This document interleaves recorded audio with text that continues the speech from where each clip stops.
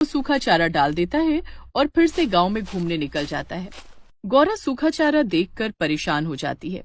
हे भगवान, इस सूखे चारे से मेरे बच्चे को बिल्कुल भी पोषण नहीं मिलेगा, और बच्चे का तो छोड़ो, अगर ऐसा ही चलता रहा तो मैं भी जल्दी ही मर जाऊंगी।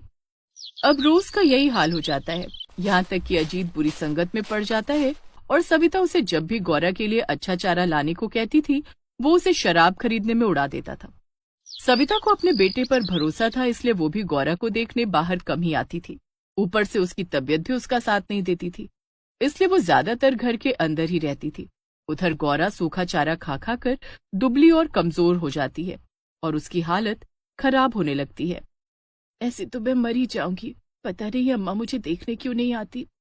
एक दिन रात के समय अजीत शराब के नशे में धुत होकर घर लौटता है। तभी उसे देखकर गौरा शोर मचाने लगती है, क्योंकि आज अजीत ने सुबह से गौरा को सूखा चारा तक नहीं डाला था।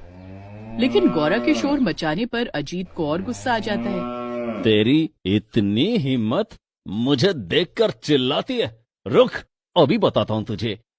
अजीत एक छड़ी उठा लेता है और गर्भवती मासूम गौरा को उससे पीटने लगता है। मत मारो मुझे मत मारो, अम्मा अम्मा बचाओ अम्मा। लेकिन सविता अंदर सो चुकी थी और वो इस सब से अनजान थी। बेचारी गौरा मार खाती रहती है और उसे सूखा चारा तक नहीं मिलता। इसके बाद अजीत अंदर जाकर सो जाता है। इधर गौरा रोने लगती है। हे भगवान, कम से कम मेरा नहीं तो मेरे बच्चे का ध्यान करो। अगर मैं मर गई तो मेरा बच्चा भी मर जाएगा। अब तुम ही कोई रास्ता निकालो भगवान। गौरा बेजान सी वहाँ पड़ी रहती है और आधी रात बीत जाती है। लेकिन तभी वो एक दूसरी गाय की आवाज सुनती है। वाह वाह, क्या सुहानी रात है, कितना सुंदर चांद दिख रहा है। इस चांदनी रात में और ठंडी ठंडी हवा में टहलने का तो मजा ही कुछ और है। कौन है? कोई है क्या? कौन गुजर रहा है यहाँ से? मैं तो बसंती हूँ। और तुम? मैं गौरा हूँ और मैं गर्भवती हूँ। मुझे आजाद करो। मेरा मालिक मुझे मारता है, पीटता है और मुझे खाने को सिर्फ सूखा चारा डालता है, वो भी पेट भर नहीं। कल तो उसने मुझे पूरा दिन कुछ नहीं दिया। ऐसे तो यहाँ मेरा बच्चा और मैं दोनों मर जाएंगे। हे भगवान, यहाँ तुम्हारी ऐसी हालत है? तुम चिंता मत करो, मैं तुम्हें अभी आजाद कर दूंगी और फिर तुम मेरे साथ जंगल चलना। वहाँ तुम्हें खाने को हरी भरी घास और पीने को खूब सारा पानी मिलेगा। इतना कहकर बसंती जाती है और जिस रस्सी से गौरा बंधी थी उसे सींग मार मार कर तोड़ देती है। रस्सी टूटते ही गौरा आजाद हो जाती है। बसंती के सहारे गौरा धीमे धीमे जंगल तक पहुंच जाती है। वहां आजादी पाकर और हरी भरी घास देखकर वो बहुत खुश हो जाती है। अरे वाह, इतना सारा खाना और नदी में पीने के लिए कितना पानी है। अब मुझे और मेरे बच्चे को भूख से नहीं मरना पड़ेगा।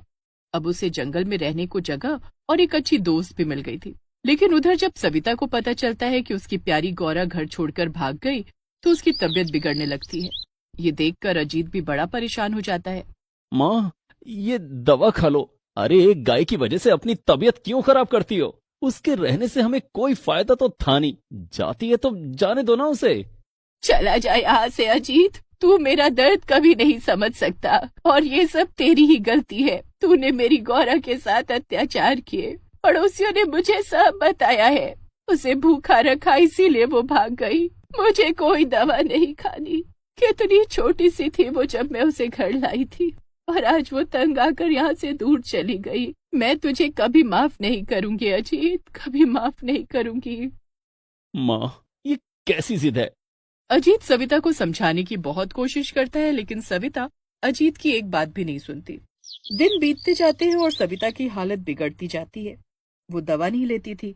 उधर गौरा जंगल में एक सुंदर बछड़े को जन्म देती है। वाह वाह गौरा, तुम्हारा बछड़ा कितना प्यारा है, बिल्कुल तुम पर गया है। अगर मैं वहीं गांव में उस घर में बंधी रहती तो न जाने मेरे बच्चे का क्या होता। बसंती, तुमने तो आकर हम दोनों की जान बचा ली, तुम्हारा शुक्रिया। अरे, इसमें शुक्रिया किस बात का बहन? एक गाय दूसरी गाय की मदद नहीं करेगी तो भला कौन करेगा? गौरा को बसंती के साथ रहना बहुत अच्छा लगता था, मगर उसे अक्सर सविता अम्मा की याद भी आती थी। उधर अजीत उसे पूरे गांव में ढूंढ रहा था। अजीत को अपनी गलती का एहसास हो गया था और उसे अपनी माँ की बहुत चिंता हो रही थी। अब मैं कहाँ ढूंढूं गौरा को? कहीं उसे भी कुछ हो तो नहीं गया? नहीं, अगर ऐसा हुआ तो मैं खुद को कैसे माफ कर पाऊंगा? मैंने सारा गांव तो छान मारा, अब कहाँ ढूंढूं गौरा को?